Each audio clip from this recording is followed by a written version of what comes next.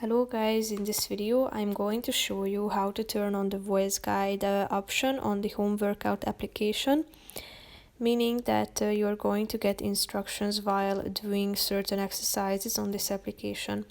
But first I just want to mention, don't forget to subscribe to my channel, because at 10,000 subscribers I am going to show you my whole YouTube revenue statistics and growth strategy, how to make money online. So let's jump into it. First of all, open the application on your phone. After that, you should go to your home page and tap on the menu icon in the upper left corner of the screen. Then scroll down to the settings section, tap on it.